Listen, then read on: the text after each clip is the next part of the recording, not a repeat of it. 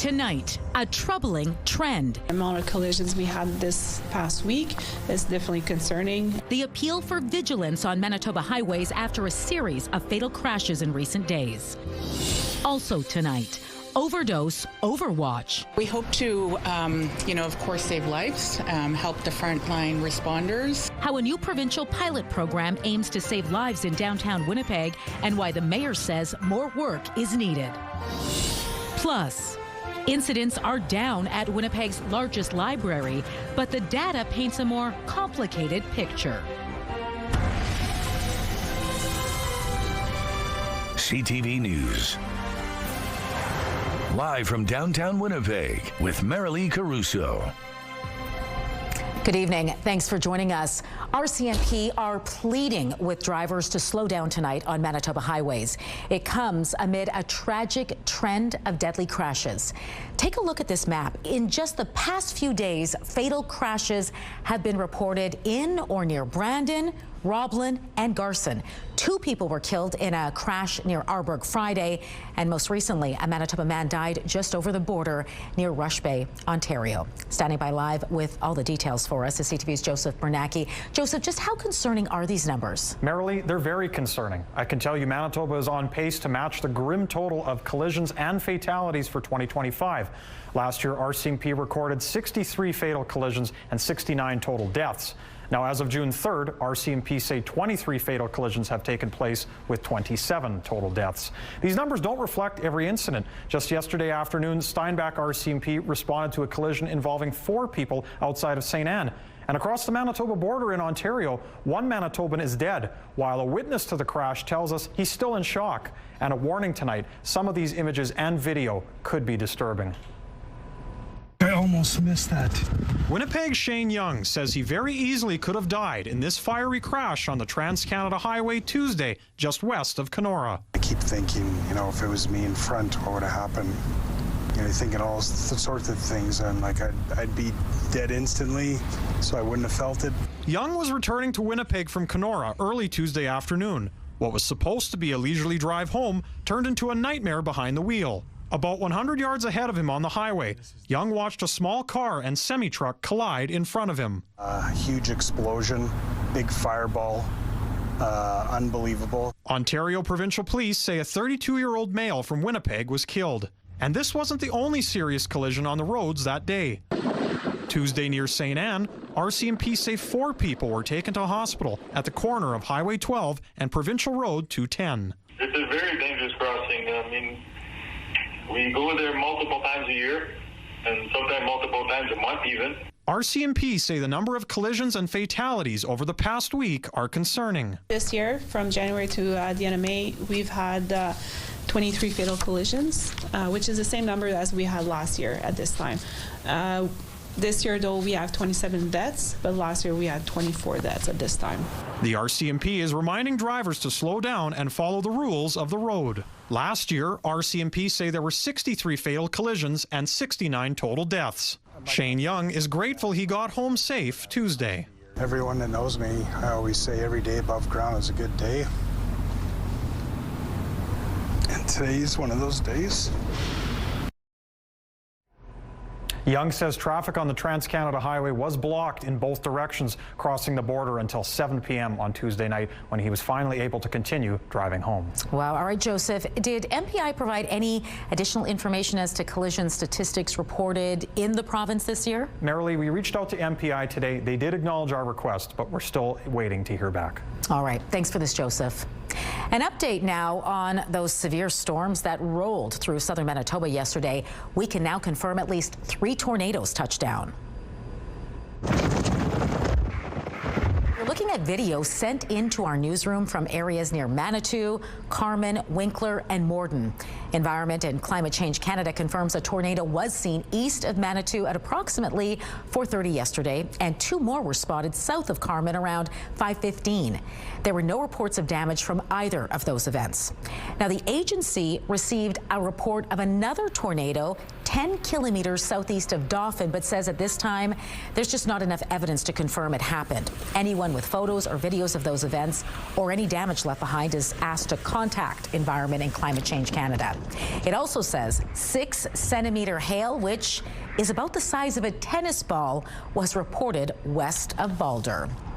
All right, there are more storms brewing tonight. Colleen Brady has been tracking them for us this afternoon and joins us now with an update. What's the latest, Colleen? Well, we have a thunderstorm moving over Winnipeg right now, as we could clearly hear here in our studios. I'll step aside and show you just how much the radar is lighting up. The reason being, today it's a frontal boundary that's traveling across southern Manitoba, moving sort of in an east-northeasterly direction, and as it does, it's tripping off these storms. Now, at this point, as I mentioned, they are non-severe. Having said that, I'll zoom in on the city and show you right now those storms sitting right over Winnipeg. Winnipeg is among a number of communities in south central and southeastern Manitoba under a yellow severe thunderstorm watch. So that means thunderstorms that do develop have the potential to become severe. And it looks like in this case, Environment Canada says we could expect to see hail up to 4 centimeters. We could see 30 to 50 millimeters of rainfall in these storms in an hour while they generate wind gusts up to or in excess of 90 kilometers an hour. That's if they become severe. Hopefully they won't,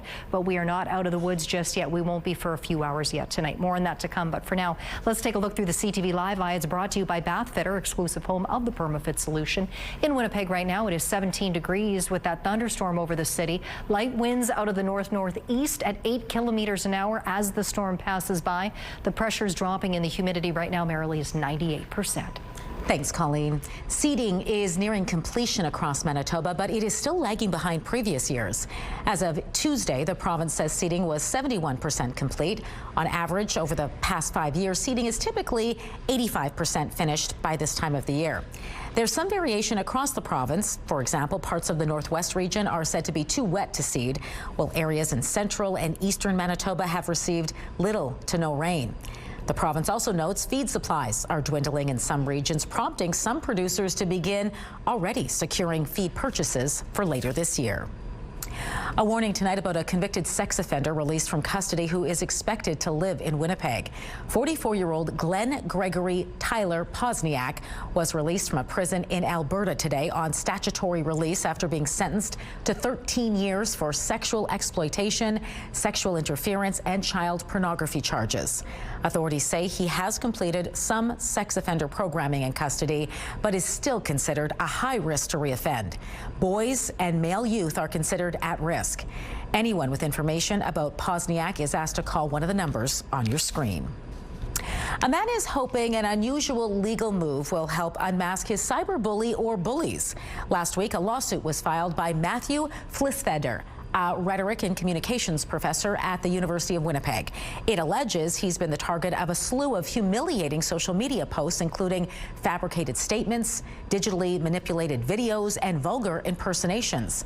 The suit says at least 7 Instagram accounts and 1 account on X were using the professor's likeness to post the content between June and December last year. To find out who's really behind the accounts, the professor is suing X and Meta, Instagram's parent company, as well as 2 anonymous defendants. Flisfeder is hoping this will force the social media giants to identify the account's creator or creators. None of the allegations have been tested in court, and no statements of defense have been filed yet. Concerns tonight over possible funding cuts to groups helping a vulnerable population at risk.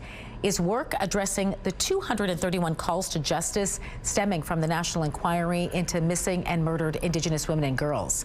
Federal funded initiatives are seeing federal support cut in half after peaking at $3.7 billion in 2024-25 to $1.8 billion this fiscal year.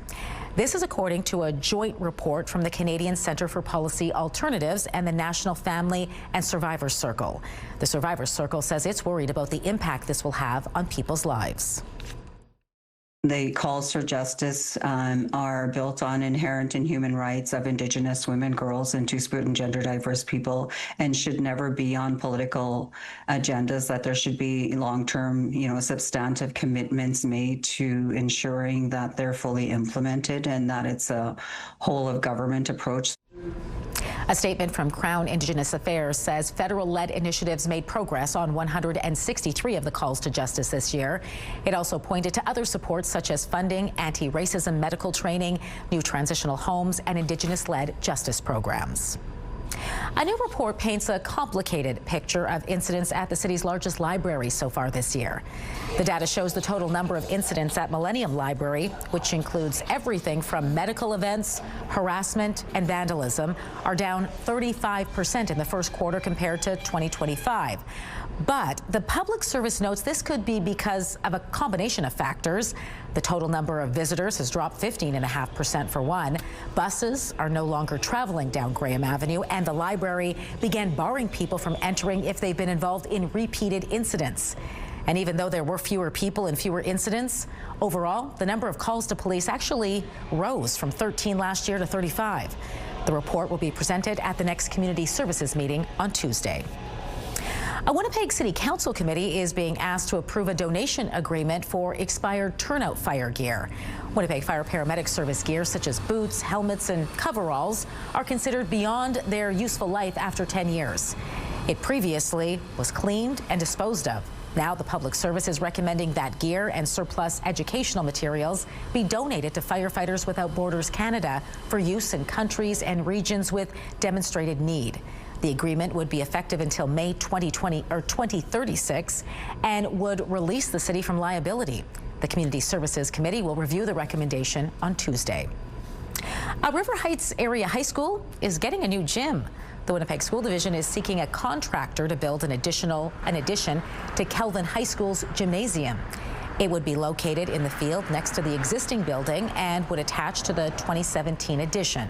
The plan includes 2 change rooms, showers, a lobby, along with storage and office areas. A letter within the proposal also mentions the installation of a rubberized surface to the existing track and new goalposts for the field. The province committed money for design work on the project in last year's budget.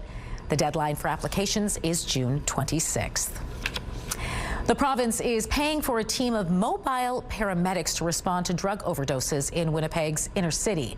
The $800,000 pilot project starts this month, but as CTV's Jeff Keel shows you, there are questions as to how this will be staffed, as paramedics are already having trouble keeping up. On North Main Street, some carry around naloxone to save people from overdosing, but they're not trained healthcare professionals. Now, a new team of mobile paramedics will respond to overdose calls in high-demand areas. We hope to, of course, save lives, help the frontline responders. The province is spending $800,000 on a pilot project with the Winnipeg Fire Paramedic Service. Starting this month, a dedicated 2-person paramedic team will be available 24/7 to respond to overdoses in the downtown area. This includes shelters. This is in response to what the community put forward. They said this would help alleviate the number of calls for service. Mayor Scott Gillingham and the Winnipeg Fire Paramedic Service say the drug crisis has put a strain on both paramedics and firefighters. The belief is this new unit could free up a lot of them. We've had some responders report that they responded up to 6 times for the same individual in one day. But staffing the new unit could be an issue. In a news release, Gillingham says he supports the goal of getting medical care faster to those struggling with drugs to reduce the pressure on shelter workers and emergency personnel. But Gillingham and the fire paramedic chief have been calling on the province to add 8 more ambulances and dozens more paramedics to city streets to deal with shortages and stubborn wait times. Any dedicated service unit can and will only be staffed after regular citywide ambulance shifts are fully covered, said Gillingham. Last year we announced 16 paramedic seats. This year another 32. We're continuing to recruit. Jeff Keel, CTV News, Winnipeg. The Winnipeg School Division is celebrating the achievements of its graduating students. Each high school was announced as they entered the graduation powwow at Canada Life Centre. Around 2,500 people took part. The division has hosted a powwow for several years with students from grades 1 to 12, but this was the first time it was held indoors. But we focused this year on the grade 12s, the graduates, the high schools, because last year we had to cancel because of the forest fires. So that's why we made the shift indoors. Each graduate donned a stall over their shoulders. Red were for Indigenous grads, while allies wore yellow. 3 big drums from different high schools also joined the celebration for the first time. Wildlife Haven Rehabilitation Center is getting some major upgrades. The Manitoba government is allocating $650,000 to the nonprofit. The goal is to modernize its infrastructure and expand the organization's capacity to care for injured and orphaned wildlife. Repairs to its main building and raptor enclosure, as well as safety upgrades, are all part of the plan. There will also be 2 new enclosures for outdoor aquatic mammals and waterfowl. And it's not the only animal-based location receiving money for facility improvements. Assiniboine Park is getting $5 million for a new animal care center and rehabilitation infrastructure. And speaking of that partnership, Assiniboine Park Zoo is also welcoming its newest ambassador. Hey, Lumi. This curious cat is Lumi the lynx, and as you can see, she is taking her new surroundings quite well. Lumi was brought to Wildlife Haven as an orphaned kitty this past spring. Today, the little lynx was brought to her new forever home at the zoo. You can visit the Lumi and learn more about what it took to rescue her at Assiniboine Park Zoo. Still to come tonight, the White House threatens new tariffs against 60 countries, including Canada. The bad news is this is designed to keep the U.S. with leverage, even if we renew USMCA. How the U.S. aims to impose the tariffs after the Trump administration's previous attempt was struck down by the Supreme Court. Those details after the break. Taking a look at the markets tonight, crude oil added $2.26. The loonie fell to 72.03 cents U.S. Gold futures lost $53. The TSX dropped 367 points. The Dow Jones plunged $620, while the Nasdaq closed 239 points lower. The Trump administration is taking a new approach to global tariffs after the U.S. Supreme Court struck down previous ones earlier this year. The focus now is on curbing imports made with forced labor and a proposed new 10% tariff on Canada and other trading partners who fail to comply. CTV's Abigail Beeman has more on Canada's reaction and the shifting goalposts on trade. Hello. Just hours after the U.S.-Canada trade minister said he had a positive meeting with Jamieson Greer, Greer's office said Canada is among the countries that could be hit with a new 10% tariff for failing to take action on forced labor. The failure of our most important trading partners to address the importation of goods made with forced labor is unacceptable. This creates a dynamic where American workers are forced to compete globally on an unlevel playing field, Greer said. This is not a surprise. The Prime Minister pointed out the vast majority of goods fall under the Canada-U.S.-Mexico free trade deal and won't be impacted. He says Canada supports the overall objective. We made some changes earlier this year on things that candidly were not as effective, so there's ways we can change things legislatively. We'll be proposing that to the House in the coming weeks. LeBlanc wouldn't answer whether he and Greer discussed Canada's move to allow some Chinese EVs into the market. We don't discuss publicly the content of private conversations or private discussions. U.S.-Canada expert Christopher Sands says the U.S. is intentionally moving some trade irritants outside CUSMA.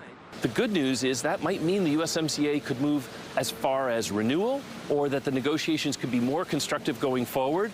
The bad news is this is designed to keep the U.S. with leverage, even if we renew USMCA, because we have the other issues that we could use to impose tariffs on Canada. Now, these tariffs aren't in place just yet. Experts say important to point out there is a process. The USTR will hold hearings about them July 7th. Abigail Beeman, CTV News, Washington. Energy and Natural Resources Minister Tim Hodgson says the government is waiting for Alberta to provide the proposed route for a new pipeline to the West Coast. We're waiting for the proponent to come forward with the route that they want to propose. That's how the MOU was structured, and that's how we will work with Alberta and British Columbia on this issue. Alberta Premier Danielle Smith and Prime Minister Mark Carney have said construction on a pipeline could start next September. Smith said last month she's open to a southern route for the potential pipeline. BC Premier David Eby has said he's opposed to a pipeline through the Northwest Coast because it would require lifting the tanker ban. Iran launched attacks against U.S. forces and Kuwait's international airport today, calling the strikes self-defense. U.S. Central Command said the American military shot down multiple drones from Iran. ABC's Olivia Rubin has the latest. Today, the stunning images from an airport in Kuwait after a barrage of Iranian attacks. This video circulating online showing the destruction, a large fire burning, dust and debris all around, a gaping hole now in the ceiling. According to Kuwait's Ministry of Foreign Affairs, one person was killed and dozens more injured. The strike's part of Iran's barrage targeting U.S. military bases in Bahrain and Kuwait. The Iranian military releasing this video claiming to show the strikes. But the U.S. saying those strikes didn't hit the targets, and in its own strikes blasting an empty oil tanker the U.S. says violated the blockade on Iranian ports. Despite the firing back on Capitol Hill, Secretary of State Marco Rubio insisting the U.S. strikes have been defensive and claiming the war is over. We're no longer conducting sustained strikes inside of Iran to degrade their military because epic fury is over. But so far there has been no deal to end the war or reopen the Strait of Hormuz. The unrest sending the price of oil higher again today. According to Gas Buddy, the average price for a gallon of regular gas, now $4.22. And regarding the current plan on the table with Iran, Rubio saying that as of this morning, there's no final sign-off from Iran. Meanwhile, Israeli Prime Minister Benjamin Netanyahu with a seemingly different message from the White House, saying, quote, "It's not over, that the Iranian regime is weakened but not destroyed." Olivia Rubin, ABC News, Washington. Scott Pelley has been fired as a correspondent with CBS's flagship program, 60 Minutes. The termination comes just one day after a fiery staff meeting on the show's future. CBS dismissed Pelley after he openly challenged the competency of the show's new executive producer, Nick Bilton, a former tech reporter with little news experience, and the recent firing of other CBS staff. Pelley says CBS News chief Barry Weiss is intentionally trying to kill the program to please the Trump administration. To California now, where a 15-hour standoff with a hostage taker came to a deadly conclusion this morning. The FBI shot and killed a suspect. The tense standoff began yesterday afternoon when officers responded to a bomb threat at a bank building in Bakersfield. Police say a man barricaded himself inside with several hostages. Negotiators spoke to the man by telephone, and all of the hostages were eventually released unharmed. Ottawa has endorsed a plan to rehome Canada's last remaining captive whales. There are 30 beluga whales and 4 dolphins still at Marineland in Niagara Falls. The Department of Fisheries and Oceans has issued the first batch of permits to move the animals to aquariums in the U.S. and Spain. It will also issue additional permits closer to the move, which is expected in the coming months. Marineland has described the operation as extraordinarily complex. If the deal falls through, the animals could be put down. The CRTC's move was largely seen as provocative, an annoyance, an irritant to those trade negotiations. It's a move which could affect how much you pay for streaming services like Netflix. The review about to get underway next. 19 degrees our high for Friday, mostly cloudy. Then we crank up the heat by 10 degrees, back up to 29 degrees on Saturday in abundant sunshine. And if that isn't hot enough for you, try on 30 degrees on Sunday under a mix of sun and cloud. Chance of showers. There is a chance of showers on Monday. It's a little bit of a greater chance, but still a mix of sun and cloud. 25 degrees, back up to 28 on Tuesday under a mix of sun and cloud. Have a news tip? When you see news happening, let CTV News Winnipeg know. Text your tips, pictures, and videos to 10400. That's 10400. Message and data rates may apply. Ottawa is demanding the CRTC review a recent decision which could lead to Canadians paying more for streaming services. It's become somewhat of a trade irritant for the U.S. Last month, the CRTC announced large foreign streaming services would have to spend more of Canadian revenue on Canadian programming. CTV's Annie Bergeron Oliver now with what the government has to say about it. The federal government appears to be backing away from its fight to force streaming giants to pay more for Canadian content, one day after what Canada called positive trade talks in Washington. It's no secret to anyone that's been paying any attention to this that the USTR has identified these issues as a trade issue. It would be disingenuous to suggest that this is the single issue. The reality is we're impatient to make sure that the sector stays vital and stays supported. Last month, the CRTC announced it was tripling the amount companies like Netflix and Disney had to pay for Canadian content, increasing fees from 5% of their Canadian revenue to 15%, a move the Conservatives strongly opposed. When we debated this in the House of Commons, the Liberals faux-pas us. They made it sound like it was no big deal, that this tax was being widely accepted. That's not true. Days after saying they couldn't act, Ottawa is now asking the CRTC to review that decision, saying it could increase costs for consumers. It's actually good to see the government admitting that some of their the choices that they've made in terms of the legislation, in terms of the regulations, are actually going to have downstream impacts on consumers. But many experts say it's about more than affordability. It's about appeasing the Americans who have repeatedly called the Online Streaming Act a trade irritant. The CRTC's move was largely seen as provocative, an annoyance, an irritant to those trade negotiations. And so essentially what the federal government is doing is removing that annoyance from the playing field. The streaming companies' fees were supposed to help Canadian producers, but no money has ever gone out. It's all been tied up in the courts. To help that industry, the Canadian government today announced a $600 million investment. Annie Bergeron-Oliver, CTV News, Ottawa.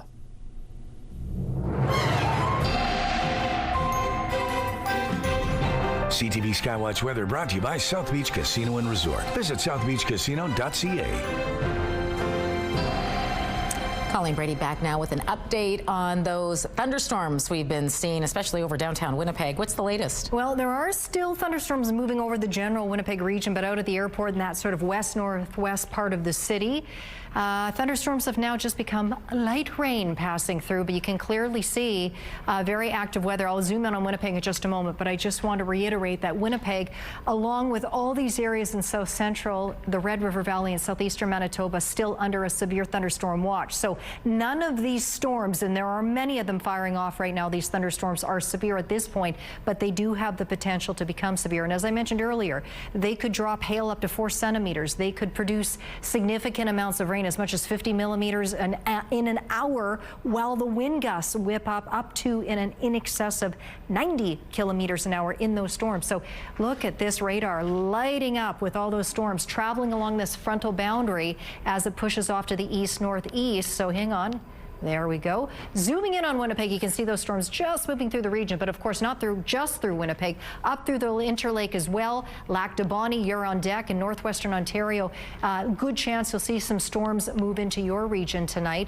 And now, as far as the north is concerned, not nearly as active weather. The most northern tier actually quite clear, but some areas more in central Manitoba could see some showers tonight. And as we move through the overnight hours, sort of more narrows out into this thin band of rain. Yeah, we could be in for the possibility of thunderstorms overnight in the south. We get into tomorrow morning, still some rain, more so for eastern Manitoba, cloudy through the Interlake and central regions. It will be cloudy in a good swath of southern Manitoba as well, but closer to the border, you'll see some sun. Northern Manitoba clear during the day, clear tomorrow night as we get into Friday. Cloudy still, and still temperatures a little on the cool side before we get to Saturday, and the temperatures will heat right up. But you'll see the skies start to clear out finally by Friday night in the western part of the province, in advance of that heat taking us back up into the upper 20s and low 30s for the weekend. For tonight, down to 15 degrees for Winnipeg. Along the way, the showers and the thunderstorms. Winds out of the southwest at 15 kilometers an hour. 16 tomorrow morning for the commute. There's a chance of showers. Winds picking up out of the south. 20 degrees are high tomorrow. More of a mix of sun and clouds. Still a low chance of showers, but you'll see the winds will shift direction out of the northwest, 20 gusting to 40 with the passage of this system going through. We have a few clouds tonight over Churchill and Gillam, down to 5 and 4 degrees respectively. Island Lake, a decent chance of rain tonight, down to 6 there. Thompson, 5 degrees. Thompson, sunny and 20 tomorrow. Churchill, a little windy. The sun will be shining, though, up to 17 degrees. In Lynn Lake tonight, a few clouds dropping down to 6. Now, there's a good chance tonight of showers around Norway House and into tomorrow morning, a lesser chance, but still possible. 18 is the high there tomorrow. Flin Flon, 20, 18 in the Paw. Now, showers quite likely for the Paw, but both Flin Flon in the Paw may be dealing with localized smoke tonight. Sunny in Flin Flon tomorrow, up to 20 degrees, cloudy in the Paw. In the southwest tonight, there's a chance you'll see showers yet, or maybe a thunderstorm across the southwest, but it looks like that's ended. Brandon down to 10 overnight, just 8 for Dauphin. Cloudy there tomorrow, Dauphin 16 degrees, Neepawa and Brandon up to 20. Mix of sun and cloud with a chance of showers. Winnipeg in the southeast, we have the showers and the thunderstorms going through now, but we could be in for a few hours of that. Overnight lows in the mid-teens, and then tomorrow mix of sun and cloud with a chance of showers in the morning more so. Highs in the upper teens, low 20s, and in northwestern Ontario, likely to see more showers move through tonight, maybe with thunderstorms. Overnight lows 14, 15 degrees, and then tomorrow you may well see more of the same with highs in the mid to upper 20s. Let's take a look at our weather photos, shall we? And they are some doozies. Look at this one. This is out near Oakbank. I believe this would have been from last night, of course. Look at that funnel cloud. Now, it looks like it's coming pretty close to a touchdown. It does not appear to have done so, though, but what an image. That photo is from Cheryl. And this next one, too, take a look at that roll cloud. That is out at Hillside Beach. That photo is from Marie, and you can send us yours to winnipegweather@ctv.ca. Thanks, Colleen. Well, we're all aware of the danger social media pose to children. Many parents are looking for ways to keep their kids safe while also allowing them access to the benefits of technology. And as Kimberly Johnson reports, a mother in Ottawa says she's found a solution. What Teo Knight loves about his cell phone is being able to listen to his favorite music. I just need headphones in my phone just to listen to my own music. And while this Android phone may seem like any other, it's actually set up in a way that limits his access to certain content. No social media, no app store, and no internet browser. Just the ability to call, text, and access Spotify. We want them to have access to music. We want them to be able to text us when soccer practice ends early. That doesn't mean that we want them watching endless videos off by themselves, kind of thing. He has a playlist that's for like his before soccer that pumps him up. It's part of a pilot project started by parent Anne Fizette, which she has dubbed Boom Track. I was just trying to figure out how can I create something that would satisfy him and what he needs in terms of like the developmental milestones that he's hitting, and at the same time protect him. She purchased an Android phone and when setting it up used a management device on her computer to control what gets placed on the phone. It's similar to what workplaces will put on employees' phones to restrict some apps or abilities. This isn't something incredibly new. It's just we haven't used it in terms of for kids. Still, one tech expert warns the smartphone technology still exists under the surface of the phone, and parents should be cautious. Any tech-savvy kid can go online and figure out how to bypass them and regain access to app stores and browsers and other features. Today, Fizette says that she has nearly a dozen parents participating in the project. She's currently covering all of the setup costs, but hopes to expand this to a business if there's enough interest. It feels like I'm actually part of everything and I'm not missing anything. Kimberly Johnson, CTV News. An unlikely duo, how donkeys are being used in therapy. Those surprising details coming up next in Medical Watch. Get Winnipeg's top stories, breaking news alerts, and watch live. Download the CTV News app. June is Stroke Month, and this year marks 20 years since Heart and Stroke launched groundbreaking stroke guidelines, which have transformed how stroke care is delivered nationwide. Joining me now to talk more about how those guidelines are saving lives is Dr. Nitisha Singh, a stroke neurologist and the Manitoba Chair for Heart and Stroke Research. Dr. Singh, great to speak with you. Great to speak with you as well. Thank you for the opportunity. First, can you just share some of the breakthroughs the Canadian Stroke Best Practice recommendations have enabled? Oh, there are too many, but the big ones I would say is, really taking research into practice, right? So one of the big ones is the clot-busting medication, and this is a treatment that, reverses stroke symptoms if people come to the hospital in time. And now that's part of the, it's been part of the Canadian Best Practice Guidelines, and it's provided as benchmarks of care. The second one is, if we see a clot in one of the big arteries inside the brain, we can go in and pull the clot out. And that's something that research showed. But taking that research into practice and making it a guideline and standard of care is something that these guidelines have been instrumental in doing. We know stroke is actually on the rise, particularly among young people. Do we know why? Excellent question. The following is a message from the Canadian National Public Alerting System.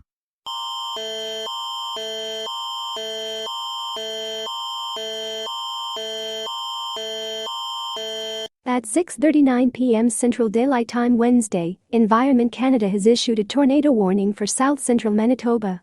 Extra care and attention should be exercised in and around the following localities: Altona, Roland, Rhineland, Morris, Rosenort and St. Jean-Baptiste. Environment Canada meteorologists are tracking a severe thunderstorm that is possibly producing a tornado. Damaging winds, large hail and locally intense rainfall are also possible. Take cover immediately if threatening weather approaches. Please consult local media for more information. Medication which ran over an hour as an infusion to reverse symptoms, and we, through a Canadian-led study, we found that there is another clot-busting medication which just simply needs to be given over 5 seconds, and that has equal efficacy and has better safety profile as compared to the previous medication that we used. So, based on this Canadian trial, the best practices changed their guidelines recently, and that has led to, change in routine care that we are providing. It becomes very relevant to Manitoba because when you're at a rural or a remote site, you have to wait 1 hour for the infusion before a patient can be transferred for the second treatment. And now, because it's a 5-second bolus medication, we are able to transfer patients more quickly.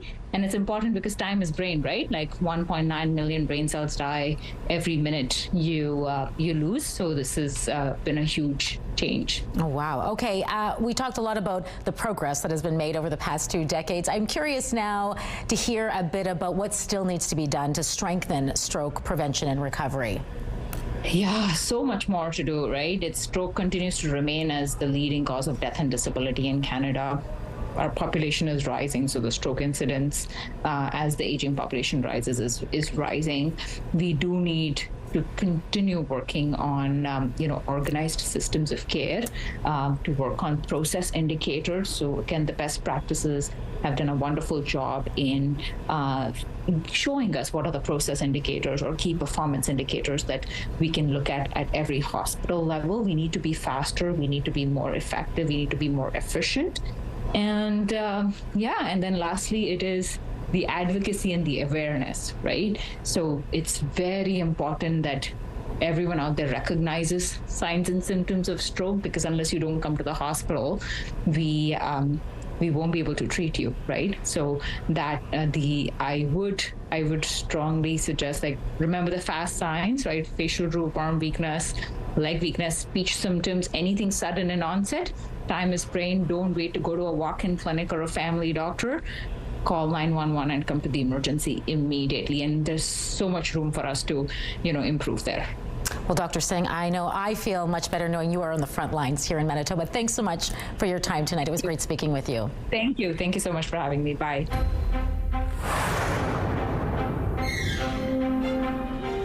The head of pancreatic cancer at Princess Margaret Cancer Centre is hopeful clinical trials will begin soon for a pill which could double patient survival time. Dr. Jennifer Knox reviewed a U.S.-led study published in the New England Journal of Medicine of the experimental drug and has described the results as, quote, amazing. The random trial of 500 pancreatic cancer patients found those who took the daily pill lived for more than a year, compared to just over 6 months for those who only had chemotherapy. Knox plans to open clinical trials to as many patients as possible, as pancreatic cancer can get the experimental drug without waiting for it to be licensed. A Quebec research team has identified something which could halt the paralysis caused by ALS. The neurodegenerative disease, sometimes known as Lou Gehrig's disease, attacks the neurons controlling movement, leading to rapid paralysis. Most other research is centered on the motor regions of the brain, but the Montreal team chose to focus instead on the cerebellum associated with balance and coordination. Research conducted on zebrafish found the disease may begin outside the brain's motor regions before the first visible symptoms appear, and this could eventually lead to earlier diagnosis and better treatment. Therapy donkeys are helping patients with mental health conditions recover in a psychiatric hospital unit outside of Paris. Patients attend the sessions free of charge as part of their treatment, which is funded by France's public health system. Participants are usually paired with a donkey, caring for and walking them. Over time, they become familiar with each other's personalities.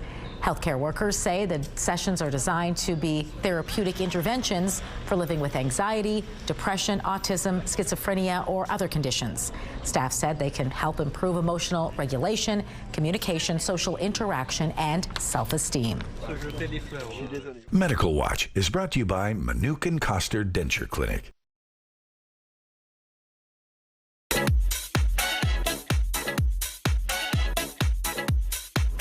Groove to the rhythm, where you can find the best in electronic music right here in Winnipeg. Those danceable details coming up next.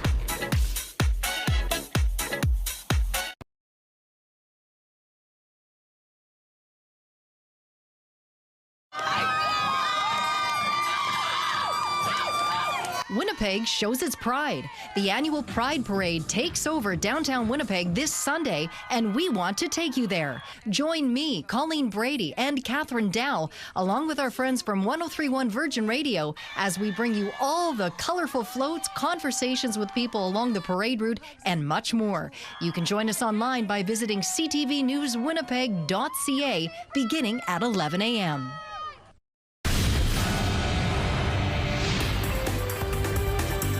Spotlight sponsored by the Casinos of Winnipeg, presenting Andre-Philippe Gagnon.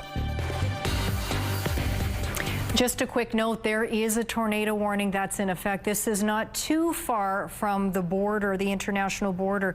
Environment Canada is tracking a severe storm that could be producing a tornado that's moving over Kane, Manitoba right now. So those communities close to Kane under that tornado warning, and that does include places in those areas like Morris. So I'll have more details on that coming up in a few minutes. But again, if you are in that Kane area, that storm is passing by right now, seek shelter immediately. Back here in Winnipeg, get ready to hear the bass drop. The Manitoba Electronic Music Exhibition is returning for its 17th edition this week. Also known as MEME, it highlights local and international electronic musicians using the latest creative technology. The event covers a broad range of music, including house, techno, deep dub, and even experimental sounds. You know, it's funny, we're, a bit of an underground scene, but we kind of cross between, it's a party, it's an arts festival, we do workshops, and we're really excited this year. It looks to be our biggest year yet. You can catch all the action at venues across the city starting tomorrow with a discussion about the impact of it at Graffiti Gallery at 7 p.m. On Saturday, there will also be a free party at the Cube in Old Market Square from 1 p.m. right to midnight. For all the ticket information, head to memetic.com. The music and entertainment worlds are mourning the death of R&B singer Peebo Bryson, perhaps best known for his versions of now beloved Disney classics.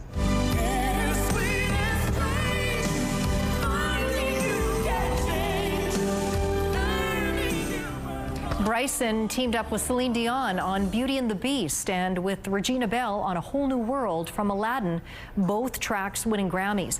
But they followed a decades-long career of hits, including Tonight I Celebrate My Love with Roberta Flack. Bryson's family says he died this week at age 75 of a stroke. Celine Dion was among those remembering Bryson today, sharing a photo of them together and writing in part, quote, "He was so wonderful and generous to me all those years ago when we recorded Beauty and the Beast. He made me feel so comfortable as I was just learning to sing in English. He will remain for me always as a real symbol of the joy that music has brought to my life. His voice and talent will be missed." Idris Elba is now a knight. King Charles knighted the actor, musician, and activist at a Windsor Castle ceremony Tuesday for his services to young people. Elba and his wife Sabrina Elba founded a charity to support diaspora communities, and he's a goodwill ambassador to the King's Trust, which works to help vulnerable young people. Coming up tonight, your primetime lineup starts with Master Chef at 7, following at 8, Catch the Floor, and wrapping it up, 3 episodes of The Big Bang Theory. It's all right here tonight on CTV. Living up to its namesake, how a fly ball took flight. Those details coming up next.